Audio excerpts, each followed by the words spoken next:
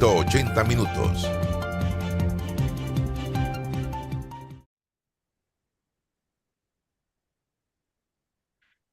Amigos, en esta oportunidad conversamos con el alcalde electo del Distrito Capital, Distrito de Panamá, Roberto Ruiz Díaz, y precisamente sobre un tema muy importante y que tiene que ver con las finanzas del municipio capital. Hemos estado viendo información desde un mensaje que usted subió a redes sociales relacionado precisamente con cómo recibirá la nueva administración las finanzas del municipio capital que deja José Luis Fábrega. Cuénteme un poco qué le podemos decir a a la población del Distrito Capital sobre este tema. Sí, buenos días, Álvaro. Bueno, vicealcalde electo, ¿no? Más allá que el alcalde electo es Mayer Mirachi. Sí, lo que se ha hecho es que simplemente hemos ido avanzando en el proceso de transición que se dio inicio una semana después de las elecciones, que sí tenemos que ser francos, ha sido abierto, la información ha estado siendo bastante fluida en la medida que el señor alcalde ha ido designando su equipo para que vayan haciendo los empalmes con su par actual dentro del municipio. Hay algunas posiciones en el municipio que la están ocupando directores que ocupan hasta 3 posiciones, porque al parecer no tenían ya al final el personal para cada una de las direcciones. Por ejemplo, había un secretario general que también es director administrativo, había un director de la Oficina de la Mujer, que también es la de turismo. Entonces hay varias situaciones. Entonces se ha tenido que hacer una especie de transición con personas repetidas para poder ir obteniendo la información. Lo que se refiere al tema de la finanza, como bien lo planteamos en un video que recién subimos, no es más lo que es la crónica de algo que ya se venía anunciando hace tiempo. Para nadie es un engaño. Yo inicié un proceso de revocatoria de mandato en contra del alcalde Fábrega. Precisamente uno de los cuestionamientos era el manejo de la finanza, los proyectos faraónicos que se trataban de implementar a sabiendas que veníamos primero de una pandemia, que estábamos en una crisis, y entonces presentar este tipo de presupuestos inflados que al final del tiempo, ahora, con la información que poco a poco nos han ido dando, nos estamos encontrando con una radiografía que es de que estamos en un municipio que está endeudado, un municipio que tiene cifras en rojo, un municipio que va a requerir un trabajo de austeridad profunda, tanto a nivel de la planilla, así como de proyectos que tenemos que revisar para ver la viabilidad de los mismos, porque lo que se hizo fue simplemente trabajar con un presupuesto de supuestamente donde se pensaba obtener ingresos por arriba de los 325 millones de dólares, y las proyecciones que hemos estado haciendo y con los números y la recaudación real, estamos hablando de cerca de 220 a 240 millones a lo mucho que se puede estar recaudando para el año 2024. De ahí que una de las primeras misiones que tiene el alcalde Mayer Mirachi es simplemente aplicar los recortes en diferentes sectores, gastos que son superfluos, consultorías que realmente no eran necesarias, y lo que es el grueso de la planilla, que estamos hablando de más de 6.400 personas, de las cuales si revisas la planilla permanente, más del 80% forma parte de esta administración. O sea, ahí como que barrieron con todo lo que había antes, y más de un 80% es personal que tiene menos de 4 años. Habían 3000 y tantos funcionarios cuando se fue la administración Blandón, es hasta donde tengo entendido, y esto se ha prácticamente duplicado. Sí, los reportes que hay de aquella época, por ejemplo, a diciembre del año 2019, eran 3.700 funcionarios que estaban. Ahora estamos hablando de 6.400, 6.500 funcionarios. Tenemos 2.400 en planilla transitoria que debe vencer el 30 de junio todos esos contratos. Y allí nosotros vamos a revisar si hay mérito o no para que alguno de esos contratos se tenga que prorrogar, porque la mayoría fueron nombrados en este periodo de los últimos 6 meses, que era un periodo netamente electoral. Pregunto, si ustedes llamaran a esos casi 500 funcionarios a desarrollar una misión específica o le pidieran cuentas de lo que han hecho, ¿qué pasaría? Mira, eso al final vamos a tener que trabajar. Se ha escogido dos personas que van a trabajar el tema de recursos humanos, vienen de la empresa privada, traen especialidad en el tema de la verificación y catalogar el tipo de funcionario y para hacer auditoría forense de cargos, porque vamos a determinar efectivamente qué funcionario está ejerciendo qué función, porque hay un desorden. Hay funcionarios que están haciendo funciones, por ejemplo, del despacho del alcalde o de secretaría general, pero están nombrados allá en Chilibre y nadie sabe qué es lo que realiza, pero la posición pertenece a la Secretaría General. Igual sucede con varias direcciones en donde las posiciones simplemente, al parecer, el manejo que se daba era nómbreme a tanta persona, no importa en dónde esté en la vacante, pero métala. Entonces, eso es lo que tenemos que poner orden allí. Y el recorte, aparte de de contrato transitorio, también van a entrar con los de permanente, que también tenemos que revisar cómo ingresaron, cómo pasaron de transitorios a ser permanentes, si ellos aspiraron a algún concurso o simplemente fue de a dedo, porque la información que se nos ha compartido hasta la fecha, por lo menos en el 2000, diciembre, noviembre y diciembre del 2023, pasaron 780 personas a permanente, estando en una planilla de contingente, o sea, de transitoria. Entonces, todas esas situaciones toca revisarlas. El alcalde ha sido claro en ese aspecto, o sea, la planilla se va a revisar profundamente y vamos a trabajar con los que sean necesarios para trabajar, que no precisamente son la cantidad que están actualmente. Sé de instituciones donde en las últimas semanas, luego de las elecciones, ha llegado gente que no aparecía por ningún lado a firmar como si fueran planas, listas de asistencia. ¿No han detectado esto ustedes en el municipio del Distrito Capital? Como nosotros no estamos dentro del municipio trabajando, sino simplemente estamos en el periodo de transición, es información que uno va a ir recabando en la medida que uno entre para determinar cuál es el sistema que utilizan en el municipio, si es un sistema biométrico, si es un sistema manual o cómo la gente está certificando que está asistiendo al trabajo. Entonces, eso lo vamos a verificar in situ, pero de ahí precisamente va a entrar la parte de esa auditoría de puestos porque es la única que nos va a permitir determinar qué funcionarios realmente están trabajando y cuáles no. Porque es harto sabido que hay muchas posiciones de los denominados promotores comunales que ellos físicamente no estaban en el municipio. Es más, si tú te pones a ver por la cantidad de funcionarios, no caben dentro del municipio. Entonces, esa es una de las medidas que se tienen que tomar, aparte de revisar otra serie de gastos que hay dentro del municipio. Pero lo que nosotros sí queremos dejar sentado es que nosotros no vamos a paralizar obras. Si hay obras que ya comenzaron a ejecutarse, nosotros las vamos a terminar. Si hay que hacer investigaciones, se van a investigar sobre la marcha, pero no vamos a cometer el error de otras administraciones de parar para investigar. Y luego cuando comenzamos nos sale mucho más caro. Entonces, en esta ocasión nosotros estamos en la posición de que los proyectos que estén debidamente sustentados y se puedan terminar, vamos a terminar.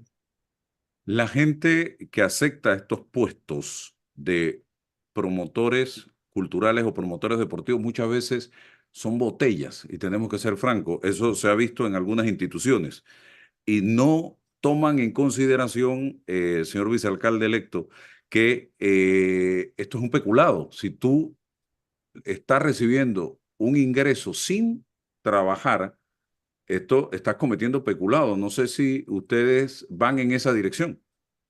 Es que precisamente, o sea, la auditoría es la que va a determinar qué funcionarios estaban o no estaban realizando las labores. Y la misma comunidad se va a encargar también, ¿no? Porque hay personas que, digo, nos llegan comentarios como le llegan a cualquiera de funcionarios, de altos funcionarios que nunca fueron a trabajar. Los vinimos a conocer, incluso directores actuales me dicen que a unos directores los vienen a conocer ahora, después de casi 5 años. Entonces, nosotros tenemos que ser claros en esa parte, porque ahí hay una responsabilidad patrimonial que ese funcionario, así como su jefe, tienen que asumir, porque la idea no es utilizar los fondos del Estado para estar pagando botellas, para estar haciendo política. Y yo creo que ha quedado, el mensaje ha quedado claro en esta ocasión, como votó la gente, de que ya eso de estar nombrando gente para ganar votos, ya eso no funciona, porque el mejor ejemplo es el municipio. Llenaste el municipio de funcionarios y mira el resultado que tuviste. Deudas del municipio, ¿a cuánto ascienden actualmente hasta donde ustedes tienen conocimiento? Sí, hasta donde se tiene conocimiento, estamos hablando de aproximadamente 150 millones de dólares en deuda entre todos los proyectos que hay y versus lo que supuestamente vamos a recaudar. Entonces, ahí hay un tema que una vez entremos, el señor alcalde hará un pronunciamiento con relación a la situación real. O sea, no queremos taparle a nadie qué es lo que se está recibiendo, ni queremos utilizar de excusa de que no vamos a poder hacer lo que nosotros queremos hacer porque tenemos deuda. Nosotros tenemos que lidiar con esa deuda. Pero los proyectos que nosotros le dijimos a la comunidad que vamos a hacer, los vamos a hacer. Pero tenemos que ser un poco más empáticos con el ciudadano y decirle francamente lo que hay, pero que nosotros también queremos es hacer las obras que nosotros en campaña nos comprometimos a hacer, que es simplemente recuperar áreas verdes, servidumbre, acera, ver cómo atacamos el tema de la basura, aun cuando no es nuestra competencia, lo vamos a asumir, trabajar el tema de los indigentes, que es algo que se requiere urgentemente, las calles están llenas de indigentes, necesitamos ver cómo los rescatamos y eso se tiene que hacer en forma mancomunada con las autoridades del Ministerio de Desarrollo Social, con el Ministerio de Salud, con la Policía Nacional, porque es un trabajo conjunto. O sea, esa es una responsabilidad que como autoridades nosotros no podemos escurrir el bulto, pero también le hacemos un llamado a la ciudadanía, porque esas personas tienen familia y esas familias también tienen que hacerse responsables de sus familiares. Aquí la familia no es para cuando se está en las buenas, cuando se está en las malas también tienen esas personas que asumir su responsabilidad con estas personas que están en situación de calle. En una oportunidad, el representante de Don Bosco y ex candidato a la alcaldía del Distrito Capital, ante una pregunta mía sobre el presupuesto o el dinero, la cantidad de dinero que había manejado el municipio en 5 años, me habló de una cifra entre 1.200 y 1.500 millones de dólares. ¿Esto es así, señor vicealcalde? Bueno, si prorrateamos el presupuesto de este año, que es 325 millones, lo multiplicamos por 5 años, estamos hablando de cerca de 1.500 millones de dólares. Pero hay que ver la realidad que se vivió en el periodo de pandemia, donde la gente no estaba pagando impuestos, en donde teníamos entidades completamente cerradas, teníamos empresas que cerraron. Entonces, todo eso ha afectado de alguna manera el recaudo que tiene el municipio de Panamá. Entonces, una cosa es presupuestar en base a un supuesto y otra es la realidad tributaria que es la que tiene el municipio. Por ejemplo, es lo que estamos hablando actualmente, o sea, que aspiraban a estar por arriba de los 325 millones, pero lo que vamos a terminar es cerca de 220 o máximo 240 millones, porque incluso hasta los fondos de descentralización han caído que estaban destinados para este año, presupuestado creo que eran 69 millones y según la proyección que hay, el primer pago que se hizo de descentralización solamente serían cerca de 21 millones de dólares. Entonces, todo eso tiene que permitirnos a nosotros como nuevas autoridades rehacernos y darle y enfocar realmente la prioridad que vamos a hacer como municipio, atacando los principales problemas que la comunidad quiere. Más allá que de proyectos faraónicos, que lo ha dicho el alcalde, prefiere hacer muchas pequeñas obras, pero que impacten a todas las comunidades, especialmente al sector norte y este, que normalmente es olvidado, pero que necesita la atención por parte del municipio de Panamá. Aquí, señor vicealcalde, me gustaría también, precisamente en esa línea de obras pequeñas, ¿qué tienen en mente en este momento que pudieran comenzar inmediatamente a desarrollar? Mira, tenemos que ayudar a la autoridad de aseo con el tema de la basura. O sea, ya la basura se nos vino encima. Y usted ve que el último mes parece que no hubiese gobierno. O sea, pareciera que se perdió la elección y todo el mundo se fue para su casa. Han dejado todo al garete. Y aún así, Mayer ha seguido haciendo su trabajo como acción propia de él, de ayudar en algunas comunidades en la recolección de la basura. Nosotros tenemos que entrar a ver ese tema, recuperar las aceras, ver el tema de la bonería ilegal, esa que afea a la ciudad. Tenemos muchas instalaciones en estacionamientos que comenzaron con un carrito de venta de hot dog y ya luego usted ve en la noche que hay mesas completas, 10 15 20 mesas y esa es una competencia desleal contra negocios que están debidamente instalados. Entonces, todo eso se tiene que regularizar. O sea, aquí no había orden, aquí no había autoridad y nosotros lastimosamente tenemos que tomar esas acciones que no las quisieron tomar los otros porque pensaban políticamente. Nosotros la ventaja que tenemos es que nosotros no formamos parte de ningún partido político, no tenemos la presión política de ningún partido que nos pida nómbrennos o hagan tal cosa, sino simplemente es un compromiso con la comunidad. Y ese compromiso con la comunidad conlleva también tomar decisiones. Señor vicealcalde, el tema impositivo. Los impuestos se van a revisar. Ante la situación que se vive, ¿se piensa aumentar impuestos para aumentar la recaudación o se va a tratar de afinar la forma como se recauda impuestos, tomando en cuenta que el cobro de los impuestos está en manos de un tercero?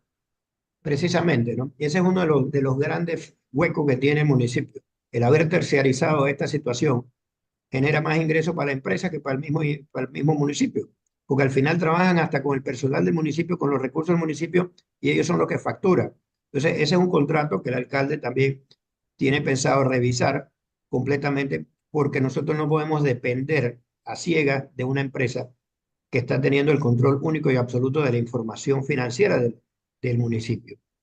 Con relación a aumento de impuestos, no hay en la mesa ningún tipo de aumento de impuestos. Tenemos es que generar actividades que generen más tributos a favor del municipio sin necesidad de tener que aumentarle. Ser un poco más creativo, buscar otras actividades económicas que permitan que la economía se dinamice más allá de estar aumentando impuestos. En todo caso, si hay algo que revisar, sería más bien la tabla de lo que se paga de impuestos hacia arriba, porque hay un tope de, creo que son 250 millones. Entonces, aquí hay empresas que tributan más de eso, pero pagan solamente sobre esos 250 millones como el máximo. Pero ya serían casos extraordinarios, ¿no?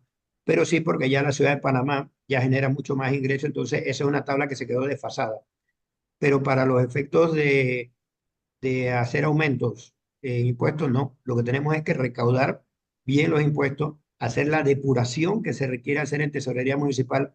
Ahí hay muchas empresas que ya ni existen y siguen generando una deuda ficticia. Entonces nosotros no podemos tener en nuestros estados financieros diciendo tenemos cuentas por cobrar cuando nunca las vamos a poder cobrar. Tenemos que agilizar los procesos de cierre de empresas.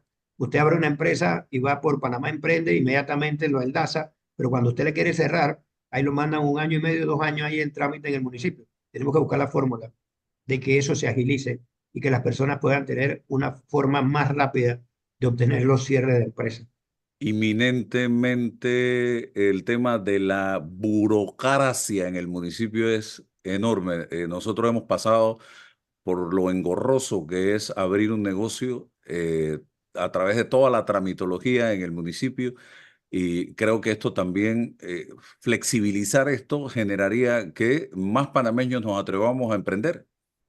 No, definitivamente, entre más fácil tú le haces al empresario, al micro, al pequeño empresario, abrir su negocio, más se van a animar. O sea, tú no le puedes poner cortapisa al emprendimiento.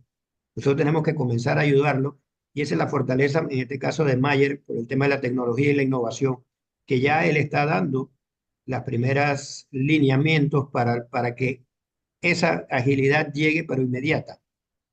No hay presupuesto, pero sí hay, como él dice, voluntad. O sea, hay un presupuesto de $200.000 para temas de tecnología de todo el municipio, que eso no te alcanza absolutamente para nada.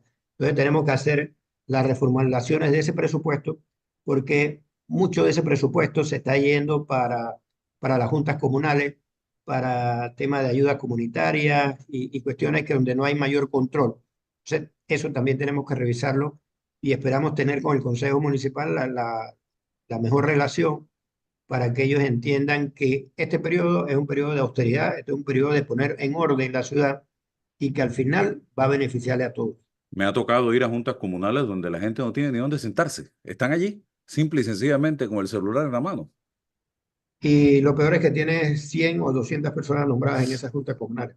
Entonces, toda esa situación se tiene que revisar. Hemos sido, creo que, según nos comentan los concejales más viejos, que tienen 7 u 8 periodos ahí, es la primera vez que un alcalde se sienta con ellos a conversar con todos, con los 26 a la vez. Ya hemos tenido varias reuniones para escucharlo, para ver la posibilidad de que lleguen a consenso, de que lleguen a acuerdo. La comunidad está esperando algo diferente del Consejo Municipal y el alcalde Mayer ha estado encima de esa situación, de que los concejales entiendan que esta es una administración no política, sino que es incluyente y que aquí vamos a trabajar con todos por igual. Esta austeridad también aplica para salarios de los representantes, alcalde, para el tema de las dietas, los viáticos, los gastos de representación, todo esto. Pero el tema de los salarios y gastos, esos fueron definidos con la administración pasada. Nosotros simplemente ahora vamos a llegar a hacer, por ejemplo, yo he estado revisando unas correcciones, que hay unas distorsiones en cuanto al salario que se le asigna de $4.000 a los directores, cuando la norma presupuestaria establece que el máximo puede ser 3.500. Entonces, algunas distorsiones en ese caso las estamos revisando. El Consejo Municipal maneja su propio presupuesto, que es asignado dentro del global, pero se le asigna las partidas y ellos tienen independencia en el manejo de su presupuesto. Pero obvio, al momento que nosotros vamos a formular el presupuesto del 2025, va a llegar recorte en todos los sectores. Ok, Y ellos lo tienen claro. una consulta ya no al vicealcalde, sino al abogado, que también es estudioso de diversos temas. Hay un debate en el ambiente por el tema de la liquidación o indemnización a el gerente de ETESA y a algunos directores de la empresa, tomando en consideración que es una empresa pública. ¿Qué análisis ha hecho usted al respecto, señor Ruiz Díaz? Esto se repite cada 5 años. Desde que se crearon este tipo de empresas, yo he mantenido el planteamiento de que tanto los gerentes, que son nombramientos políticos, y los directores, que son nombramientos políticos, no deben estar incluidos en ningún tipo de liquidación. Ellos saben que así como entran, salen, no son personal de planta o personal que entró por un concurso o mérito, pero la normativa ha dejado ese vacío.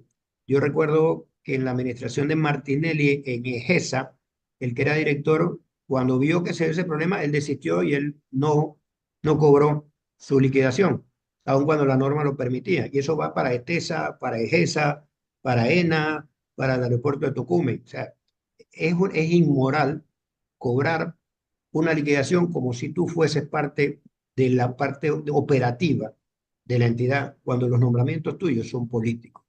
Y eso lo deben de entender todos esos funcionarios. ¿Hay que legislar? Lastimosamente, la norma se los permite. Entonces hay que legislar para cambiar esa norma. Exacto. No, claro, es que tienes que legislar y establecerlo claramente. O sea, ningún director o gerente de estas empresas estatales que quede supeditado a la aplicación de la normativa del Código Laboral. Porque si bien las creamos como empresas, como sociedades anónimas, la idea era buscar más profesionalismo, buscar alejarlo de la parte política, pero eso no ha sido así en la práctica. En la práctica, esas entidades han sido llenadas de nombramientos políticos y simplemente se quedan ahí a los 5 años para esperar la liquidación que le va a tocar, ¿no? Entonces, como si tuviera un ahorro que el Estado le está haciendo a ellos por haber sido político. O sea que hay que pagárselo entonces al señor Mosquera y a los directivos en base a la Como, norma. como está la normativa, sí.